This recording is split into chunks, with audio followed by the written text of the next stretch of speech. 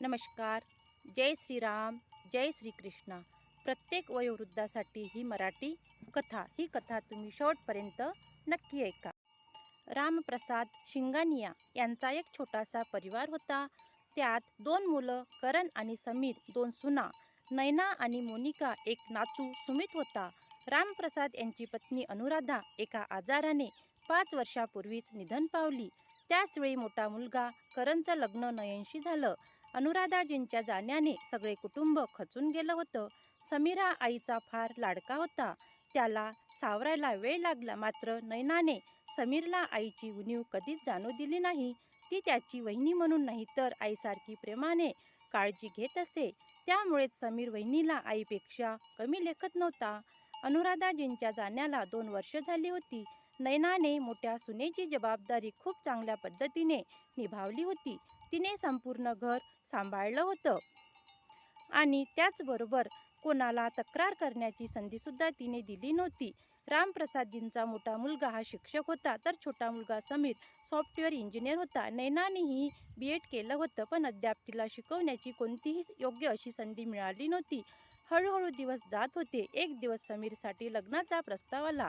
रामप्रसादजींनी समीरला मुलीचा फोटो दाखवला. तेव्हा समीर म्हणाला की बाबा, मी आधीच कोणाला तरी पसंत करतो. तिचे नाव मोनिका आहे. ती माझ्याबरोबरच ऑफिसमध्ये काम करते. रामप्रसादजी म्हणाले की बेटा, जर तुला स्वतःच्या पसंतीचे लग्न करायचं असेल तर माझी काही हरकत नाही, पण आम्हाला मोनिकाला भेटायला आवडेल. समीर म्हणाला, हो बाबा, मी तिला रविवारी घरी बोलवतो. तुम्ही सर्व तिला भेटून घ्या. श्यामप्रसादजी म्हणाले, हो ठीक आहे बेटा, आता आराम कर, मी थोडा वेळ बाहेर फिरून येतो. रामप्रसादजी बाहेर गेले. त्यानंतर समीर नैनाकडे गेला आणि म्हणाला की वहिनी, मला तुमच्याकडे कोणातरी आणायचे आहे. नैनाने विचारलं, कुणाला? समीर म्हणाला की वहिनी, आज बाबांनी लग्नाबद्दल विचारलं, तर मी बाबांना सांगितलं की मला मोनिका आवडते. आता बाबा तिला भेटायचं म्हणतात, पण बाबांना भेटण्याआधी मला तिला तुम्हाला भेटवायचं आहे. नैनाने हसून उत्तर दिलं, भाऊजी, मला भेटायला काहीच हरकत नाही, पण तुम्हाला ती आवडते म्हणजे सगळं ठरलेलं आहे. जर मला ती पसंत नाही पडली तरीसुद्धा तुम्ही तिच्याशी लग्न करणारच. त्यामुळेच तुमच्या प्रेमावर प्रश्नच नाही. लग्न तर व्हायचंय आहे. ठीक आहे वहिनी, मी तिला आणि तिच्या आईवडिलांना घरी बोलवतो. समीर म्हणाला आणि आपल्या खोलीत निघून गेला. रविवारी मोनिका आपल्या आईवडिलांसह समीरच्या घरी आली. मोनिका दिसायला खूप सुंदर होती आणि तिचं वागणं इतकं नम्र होतं की सगळ्यांनाच ती खूप आवडली. नैनालाही मोनिकाला भेटून खूप आनंद झाला. ती मनात विचार करत होती की आता माझ्यासोबत कुणीतरी आहे आणि नैनाला तिला पाहिल्याबरोबर खूप खुशी. काही दिवसानंतर समीर आणि मोनिकाचं लग्न मोठ्या थाटामाटात पार पडलं. लग्न इतकं भव्य होतं की गावभर त्याची चर्चा झाली. समीर हा अनुराधा यांचा लाडका होता आणि त्या नेहमीच म्हणायच्या की त्यांचं लग्न खूप धूमधडाक्यात व्हावं. रामप्रसादजींनी त्यांच्या स्वर्गवासी पत्नीची ही इच्छा पूर्ण केली. मोनिकाने छोटी सून म्हणून रामप्रसाद सिंगानिया निवासात गृहप्रवेश केला. 2 दिवसात सगळ्या लग्नाच्या रीतिरिवाज पूर्ण झाल्या. त्यानंतर समीर आणि मोनिका हनीमूनसाठी सिंगापूरला निघून गेले. लग्नानंतर घर पसारा झाल्यामुळे नैनाला ते आवरायला तब्बल आठवडा लागला. तिने पूर्ण घर व्यवस्थित लखलखीत केलं, चकचकीत केलं. रामप्रसादजी मनात विचार करत होते, नक्कीच मागच्या जन्मी मी चांगले कर्म केले असतील, म्हणूनच मला नैना मोठ्या सुनेच्या रूपात मिळाली. नैनाचं एक वैशिष्ट्य होतं की तिला काही वाईट वाटलं तरी ती आपला संयम कधीही गमावत नसे. उलट ती प्रत्येक समस्यांचे योग्य उत्तर शोधण्यात विश्वास ठेवत असे. दरम्यान समीर आणि मोनिका सिंगापूरवरून परतले. 2 दिवसांनी मोनिका आपल्या माहेरी गेली आणि समीरच्याही सुट्ट्या संपल्याने तो परत आपल्या कामावर निघून गेला. एके दिवशी नैना छतावर कपडे वाळत घालायला जात होती. ती जिन्यावर चढत असताना अचानक तिला चक्कर आली आणि ती खाली पडली. त्याचवेळी करण तयार होऊन बाहेर जात होता. त्याने नैनाला पडताना पाहिलं आणि पळतच तिच्या जवळ गेला. त्याने नैनाला उचललं आणि तिला खोलीत नेलं. पाण्याचे थेंब तिच्या चेहऱ्यावर शिंपडले. काही वेळातच नैनाला शुद्ध आली, कारण करणने विचारलं, नैना तुला काय झालं, तब्येत ठीक नाही का? नैना म्हणाली, असं काही नाही, पण मागच्या आठवड्यापासून मला चक्कर येत आहेत आणि उलटी होईल असं वाटतंय. करण म्हणाला, चल नैना तुला डॉक्टरकडे नेतो. अशा गोष्टीमध्ये रिस्क घेणं चूक आहे. अनेकदा आपण छोट्या छोट्या त्रासांकडे दुर्लक्ष करतो आणि नंतर ते मोठं रूप धारण करतात. करण नैनाला घेऊन रुग्णालयात गेला. तिथे डॉक्टरांनी सांगितलं की नैना आई होणार आहे. ही बातमी ऐकून घरात आनंदाचं वातावरण पसरलं. नैनाने समीरला फोन करून सांगितलं की तो काका होणार आहे. समीरही ही बातमी ऐकून खूप आनंदी झाला. पण मोनिकाच्या चेहऱ्यावर तशी प्रतिक्रिया दिसत नव्हती. मोनिका आपल्या माहेरी गेली होती आणि तिथून थेट पुण्याला गेली. सासरी परत येण्याऐवजी तिने सांगितलं की समीर शिवाय तिचं तिथे मन लागत नाही, म्हणून ती पुण्याला समीरकडे जाईल. श्यामप्रसादजी आणि करण आपल्या छोट्या मोठ्या कामातून नैनाला शक्य तितका आराम मिळवून देत होते. हळूहळू 8 महिने सर एके दिवशी नैनाच्या पोटात खूप वेदना झाल्या. करण तिला तातडीने डॉक्टरांकडे घेऊन गेला. डॉक्टरांनी सांगितलं की आता तिला पूर्ण आरामाची, तिला विश्रांतीची गरज आहे. करणने शाळेतून 1 महिन्याची रजा घेतली. नैनाची काळजी घेण्यासाठी रामप्रसादजींनी एके दिवशी समीरला फोन केला आणि म्हणाले, समीर, मोनिकाला सांग की 15 दिवसांसाठी सासरी यावं. डॉक्टरांनी मोठ्या सूनबाईला पूर्ण विश्रांती घेण्यास सांगितले आहे. घरात एका स्त्रीचं असणं खूप गरजेचं आहे, म्हणून तिला इथे पाठव. समीर म्हणाला, ठीक आहे बाबा, मी मोनिकाला सांगतो की ती आता येईल. फोन करायला मी तिला सांगते. समीरने मोनिकाला फोन केला. मोनिका, काही दिवसांसाठी वहिनीकडे जा.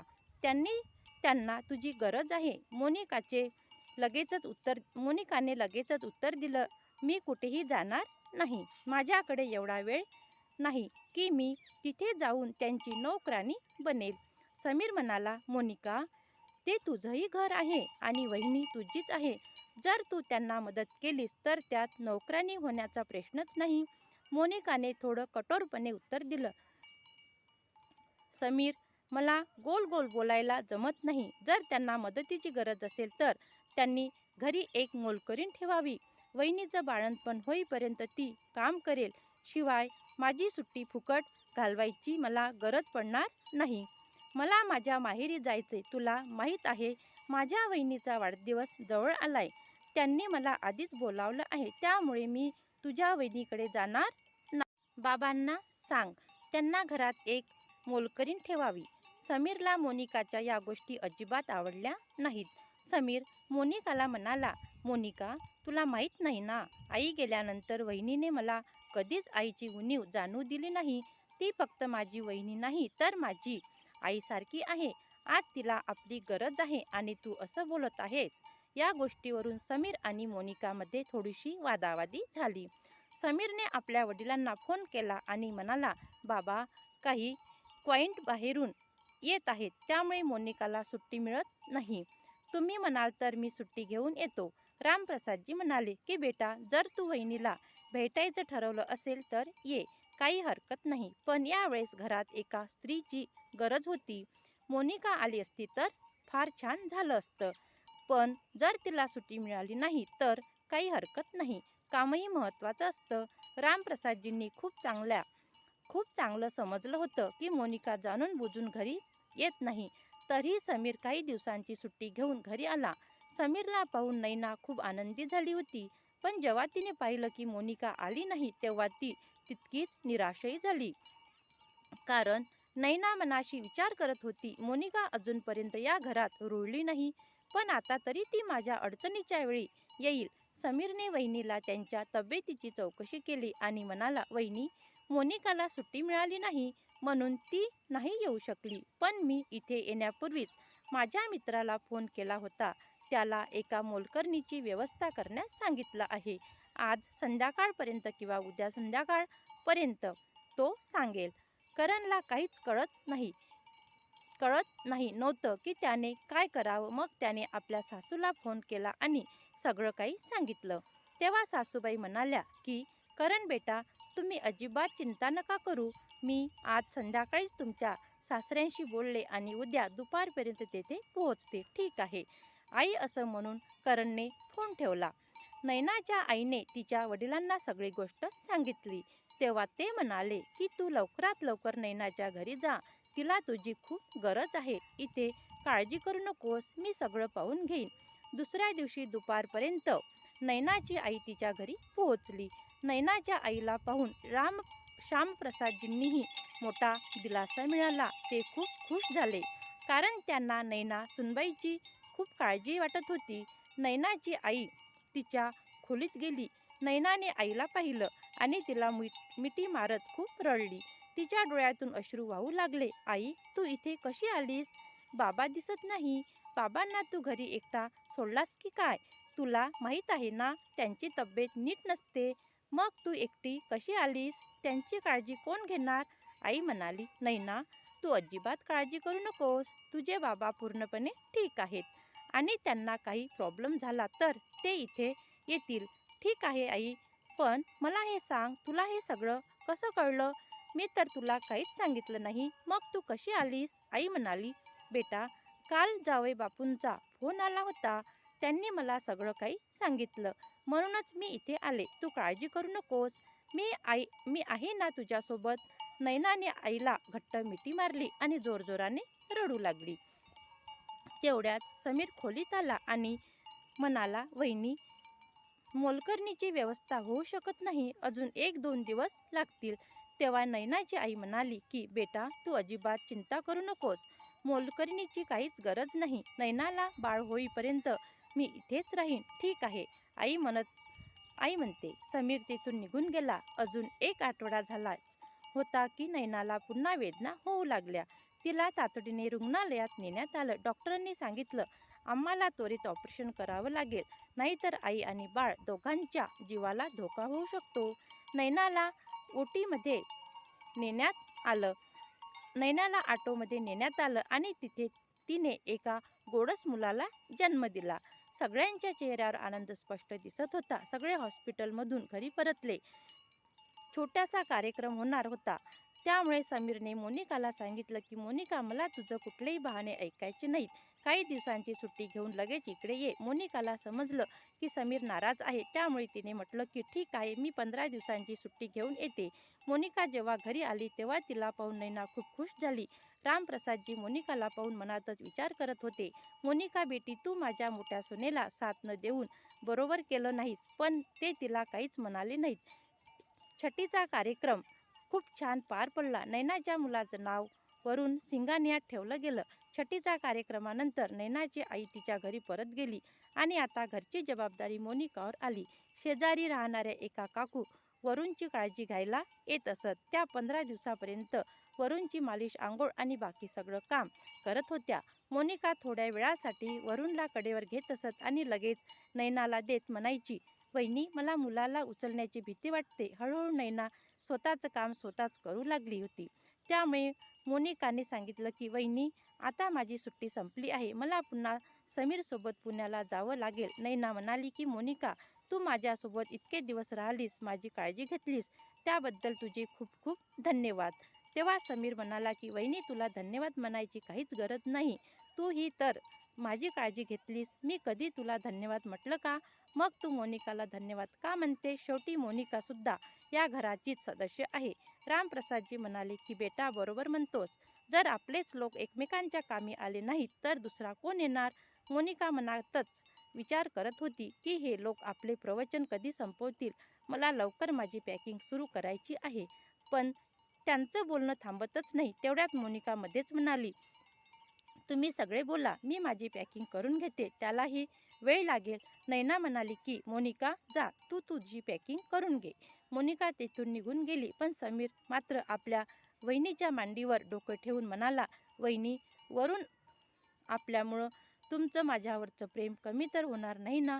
असं काय बोलतोस देवरजी? माझ्यासाठी माझा पहिला मुलगा तर तुम्हीच आहात. रामप्रसादजी मनात विचार करत होते की किती नशीबवान आहे मी, ज्याला अशी सून मिळाली, जिने माझ्या मुलाला आपला मुलगा मानलं आणि त्याला एका आईचं प्रेम दिलं. रामप्रसादजी तेथून निघाले. मोनिकाचं पॅकिंग पूर्ण झालं होतं. संध्याकाळी त्यांची फ्लाईट होती, त्यामुळे ते दोघे तयार झाले. नैना वरुणला कडेवर घेत हॉलमध्ये आली. समीरने वरुणला आपल्या कडेवर घेतलं आणि थोडा वेळ त्याच्याशी खेळत राहिला. नंतर म्हणाला, वहिनी, आता आम्हाला निघावं लागेल, नाहीतर उशीर होईल. समीरने कॅब बुक केली, बॅग बंद केली आणि ते दोघं एअरपोर्टसाठी निघून गेले. करणने आपली सुट्टी आणखी 1 महिना वाढवली. रामप्रसादजी वरुणसोबत खेळत राहिले, तर नैना हळूहळू घराचं काम करू लागली. करणही नैनाला घरकामात मदत करत असे. हळूहळू वरुण 1 महिन्याचा झाला आणि नैनाही पूर्णपणे बरी झाली. करण पुन्हा शाळेत जाऊ लागला, कारण त्याची सुमारे 1.5 महिन्याची सुट्टी संपली होती. नैनाने पुन्हा एकदा घर व्यवस्थित सांभाळायला सुरुवात केली. अशा प्रकारे नयन, रामप्रसादजी, समीर हे सगळेजण एकत्रपणे चांगले राहू लागले. नैनाने पुन्हा एकदा घर सांभाळायला व्यवस्थित सुरुवात केली. श्यामप्रसादजी आणि करणनी सुटकेचा श्वास सोडला. हळूहळू दिवस पुढे जाऊ लागले. मोनिका वर्षभरात फक्त एकदाच येत असे, ती फक्त 2-3 दिवसांसाठी. पण समीर वर्षातून 2दा घरी भेटायला यायचा, ज्यामुळे नैनाला खूप आनंद होत असे. काल जसजसा पुढे जात होता तसतसा वरुण 5 वर्षाचा झाला. दुसरीकडे पुण्यात समीर आणि मोनिका यांनाही एक गोंडस मुलगी झाली, जिचे नाव त्यांनी रिया ठेवलं.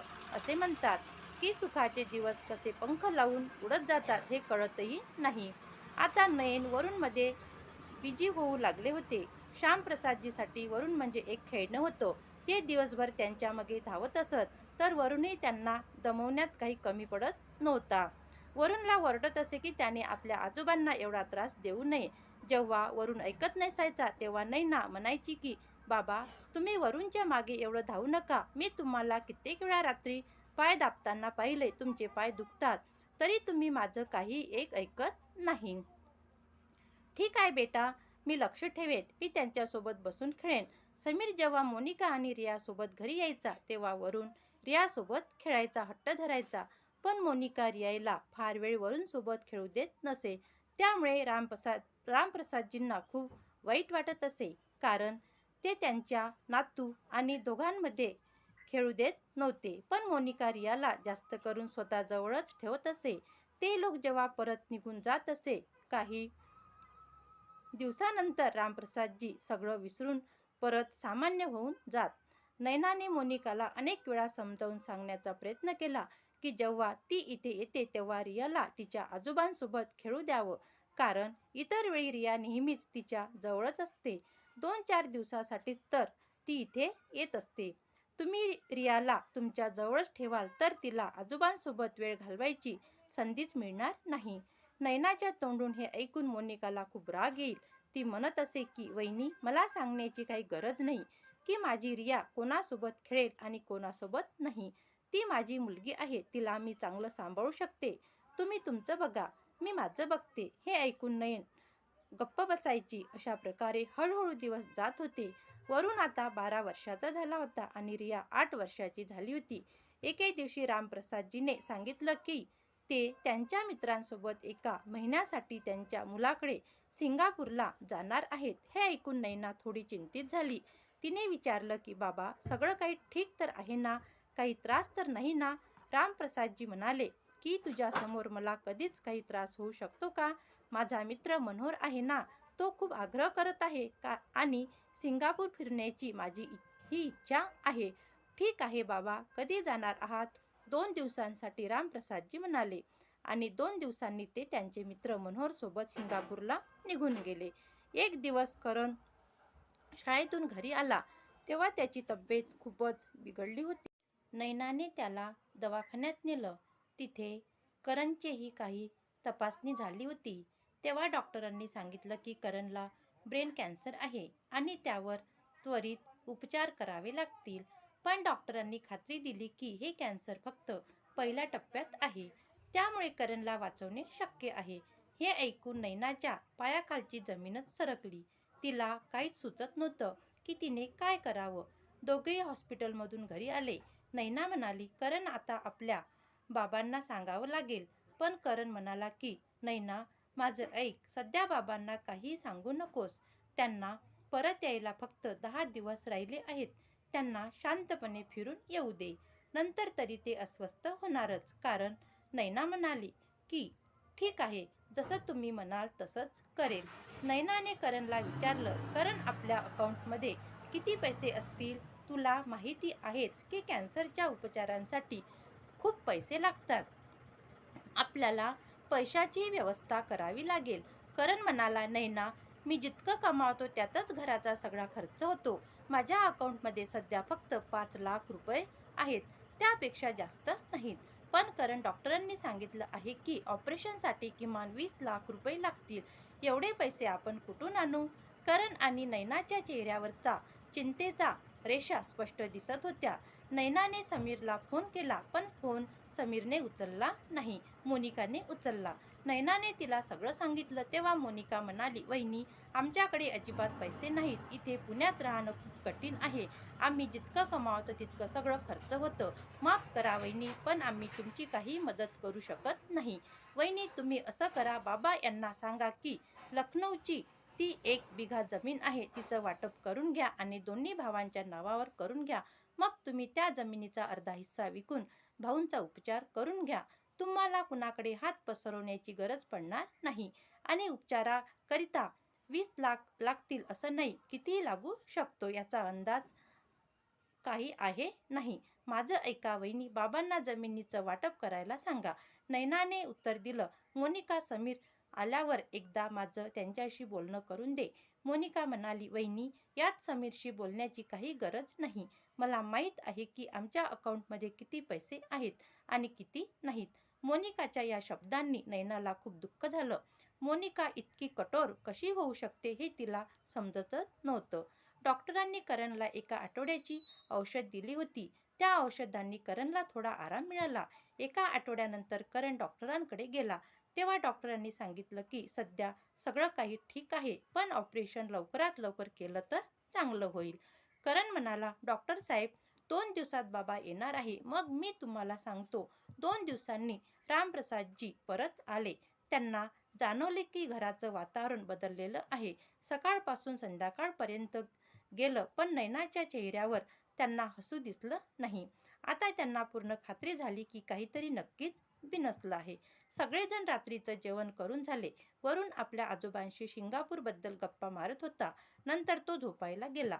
त्यांच्या गेल्यानंतर रामप्रसादजींनी नयनला विचारलं, नैना बेटा, काय झालं आहे? तू खूप चिंताग्रस्त दिसतेस. मी पाहिलं, करणही खूप शांत आहे. काहीतरी समस्या आहे का, मला सांग. सरांनी आपल्या बाबांना सगळं काही सांगितलं. रामप्रसादजींना जेव्हा समजलं की त्यांच्या मुलाला ब्रेन कॅन्सर आहे, तेव्हा त्यांच्या जगण्याचं जगू सार्थकच हरवलं. नैनाने पाहिलं की रामप्रसादजींच्या चेहऱ्यावर घाम आला आहे. तिने त्यांना शांत करत म्हणाली की बाबा, काळजी करू नका. सध्या कॅन्सर फक्त पहिल्या टप्प्यावर आहे. त्यामुळे ऑपरेशन झालं की करण पूर्णपणे बरा होईल. करण आणि रामप्रसादजी आतून खचत होते, पण त्यांनी एकमेकांसमोर धैर्य दाखवलं. रामप्रसादजींनी करणच्या सगळ्या रिपोर्ट्स मागून आपल्या मित्राला पाठवल्या. त्यांचे मित्र मनोहरजींनी ते रिपोर्ट्स आपल्या डॉक्टर मुलाकडे पाठवली. डॉक्टरांनी कॅन्सर स्पेशालिस्टला रिपोर्ट दाखविल्या. त्यांनी सांगितलं की काळजीचं काही कारण नाही. करण पूर्ण बरा होईल. हे ऐकून रामप्रसादजींना थोडा दिलासा मिळाला. पण नयनच्या मनात अजूनही पैशाची चिंता सुरू होती. तिने करणला अद्याप सांगितलं नव्हतं की मोनिकाने तिला काय सांगितलं होतं. नैना विचार करत होती की समीरचा अजूनही फोन आला नाही, कारण त्याला आपल्या भावाची मुळीच फिकीर नाही का. तिने कधी स्वप्नातही कल्पना केली नव्हती की समीर इतका बदलून जाईल. दुसऱ्या दिवशी जेव्हा करण शाळेत गेला, तेव्हा नैना विचार करत होती की समीरचा अजूनही फोन आला नाही, त्याला भावाची मुळीच फिकीर नाही का. तिने कधी स्वप्नातही कल्पना केली नव्हती की समीर इतका बदलून जाईल. दुसऱ्या दिवशी जेव्हा करण शाळेत गेला, तेव्हा नैनाने श्यामप्रसादजींना म्हटलं, बाबा, तुम्ही जे लखनौची जमीन समीर आणि करणसाठी घेतली होती, त्यातला अर्धा हिस्सा माझ्या नावावर करा. मला ती जमीन विकायची आहे. हे ऐकून रामप्रसादजींना खूप मोठा धक्का बसला. ते म्हणाले की सुनबाई, माझ्या मुलाच्या उपचारासाठी जमीन वाटण्याची अजिबात गरज नाही. अजून मी जिवंत आहे.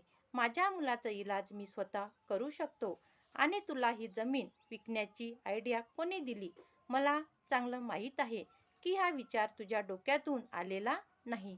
मला खरं खरं सांग सुनबाई, तुला माहीत आहे का, गेल्या 15 वर्षापासून जेव्हापासून करण नोकरीला लागला, त्याने मला कधीही एका रुपयाच्या खर्चासाठी मागितला नाही. उलट जेव्हा मी त्याला काही देऊ केलं तेव्हा त्याने नकारच दिला. माझी संपूर्ण पेन्शन अजूनही माझ्या अकाउंटमध्ये पडली आहे. आणि सुनबाई, तुला आनंद होईल हे ऐकून की माझ्या अकाउंटमध्ये आज 18 लाख रुपये आहेत. तुला माहीत आहे का, मला अजूनही पेन्शन मिळते. तू अजिबात काळजी करू नकोस. करणच्या उपचाराचा खर्च मी करणार. तो माझा मुलगा आहे. आणि समीर बद्दल बोलायचं झालं तर आता मी त्याच्याशी स्वतः बोलणार आहे. तुला माझ्या या समीरच्या मध्ये येण्याची गरज नाही. रामप्रसादजीने समीरला फोन केला आणि सगळं सांगितलं. हे ऐकून समीर पुटपुटून रडू लागला. तो म्हणाला, बाबा, मोनिकाने मला याबाबत काहीच सांगितलं नाही. तिने आजपर्यंत जे केलं ते मी माफ केलं, पण एवढी मोठी गोष्ट लपवणं हे खूप चुकीचं आहे. यासाठी मी तिला कधीच माफ करू शकत नाही. बाबा, माझ्या अकाउंटमध्ये अजूनही 12 लाख रुपये आहेत. मग मोनिका असं का म्हणाली की आमच्याकडे पैसे नाहीत? समीरने फोन ठेवला आणि आपल्या खोलीत जाऊन मोनिकाला विचारलं, मोनिका, वहिनीचा फोन आला होता का? त्यांनी तुला सांगितलं होतं का की मोठ्या भावाला ब्रेन कॅन्सर आहे? मोनिकाने उत्तर दिलं, हो, मला सांगितलं होतं. समीर रागाने म्हणाला, मला तू का बरं सांगितलं नाहीस? एवढी मोठी गोष्ट माझ्यापासून लपवण्याची तुझी हिंमत कशी झाली? त्याने ताबडतोब आपलं सामान पॅक केलं आणि घरी जाण्यासाठी निघाला. त्याने मनोहर अंकलला फोन करून त्यांचा मुलगा आणि डॉक्टरांचा नंबर घेतला. सिंगापूरच्या डॉक्टरांनी सांगितलं की तुम्ही त्यांना एका आठवड्यात इथे घेऊन या. आम्ही त्यांचं ऑपरेशन करून टाकू. शक्य असल्यास दुसऱ्याच दिवशी समीर आपल्या घरासमोर उभा होता. नैनाने जसं समीरला पाहिलं ती धावतच त्यांच्या गळ्यात पडली आणि फुटून फुटून रडू लागली. समीरही आपल्या वहिनीच्या पायावर पडला आणि माफी मागू लागला. नैनाने समीरसाठी चहा तयार केला. समीरने चहा घेतल्यावर म्हणाला, वहिनी, भावाचं सामान पॅक करा. मी सिंगापूरला डॉक्टरांशी बोलून ठेवलं. आपण उद्याच सिंगापूरसाठी निघणार आहोत. रामप्रसादजींनी विचारलं की बेटा, तुझ्याकडे किती पैसे आहेत? समीरने सांगितलं, बाबा, माझ्या अकाउंटमध्ये 12 लाख रुपये आहेत. बाकीचे मी अरेंज करेन. त्यावर रामप्रसादजी म्हणाले की बेटा, काही अरेंज करण्याची गरज नाही. उरलेले पैसे मी तुझ्या अकाउंटमध्ये ट्रान्सफर करतो. तुला जेवढे लागतील तेवढे मला माग. दुसऱ्या दिवशी करण, नैना आणि समीर सिंगापूरला निघाले. करणचं ऑपरेशन यशस्वी झालं हे ऐकून समीर आणि नैना आनंदाने फुलून गेली. नैनाने लगेच घरावर फोन करून रामप्रसादजींना सांगितलं, बाबा, ऑपरेशन यशस्वी झाले. आता करणला कोणताही धोका नाही. सुमारे 15 दिवसांसाठी समीर आणि नैना करणला घेऊन भारतात परत आले. करणला पाहण्यासाठी अनेक लोक त्यांच्या घरी येत होते. 2 दिवसांनी मोनिका, रिया आणि तिचे आई वडील घराच्या दारात उभे होते. रामप्रसादजींनी दार उघडलं. मोनिकाला पाहून त्यांचे डोळे रागाने लाल झाले. ते म्हणाले, मोनिका, तुला या घरात येण्याची गरज नाही. भाऊसाहेब, ताई, तुम्ही माझं बोलणं मनाला लावून घेऊ नका. तुम्ही आत या आणि करणला भेटा. पण तुमच्या मुलीला सांगा की तिने पुन्हा इथे परत येऊ नये. मी आधीपासूनच जाणून होतो की मोनिका कठोर आहे, पण ती एवढी निर्दयी कशी निघेल हे मला ठाऊक नव्हतं. तिने पुण्यात समीर सोबत राहून सुखाने राहावं. या घरात तिची आवश्यकता नाही. मोनिकाचे आई वडील रामप्रसादजींच्या पायांवर पडले आणि म्हणाले की भाऊसाहेब, यावेळेस आमच्या मुलीला माफ करा. ती पुन्हा अशी चूक करणार नाही. मोनिकालाही तिच्या चुकांची जाणीव झाली होती. ती म्हणाली, बाबा, जमलं तर मला माफ करा. मागून नैनाने म्हटलं की बाबा, माफ करा ना. मोनिकाला कधी कधी चुका होतात, त्याचं काहीच नाही. करणनेही सांगितलं की बाबा, सोडून द्या ना. ही गोष्ट सगळं काही ठीक झालंय तर त्याला तसंच ठीक राहू द्या. करण पूर्णपणे बरा झाल्यामुळे घरात आनंदाचं वातावरण होतं. देवाच्या कृपेने आणि सर्वांच्या प्रयत्नामुळेच करणच्या ऑपरेशनला आज 10 वर्ष झाली. करण पूर्णपणे निरोगी आहे आणि नैना नेहमी देवाकडे प्रार्थना करते की तो नेहमी स्वस्थ राहो. तर मग मित्र-मैत्रिणींनो, तुम्हाला आजची ही कथा कशी वाटली कमेंट बॉक्समध्ये नक्की कळवा. का तर चांगली वाटली असेल तर लाईक, शेअर आणि सबस्क्राईब करायला विसरू नका. आणि माझ्या अशाच कथा तुम्ही पाहत राहा. आजचा हा व्हिडिओ तुम्ही पूर्णपणे बघितला असेल तर तुम्हाला माझ्याकडून खूप खूप धन्यवाद. नमस्कार.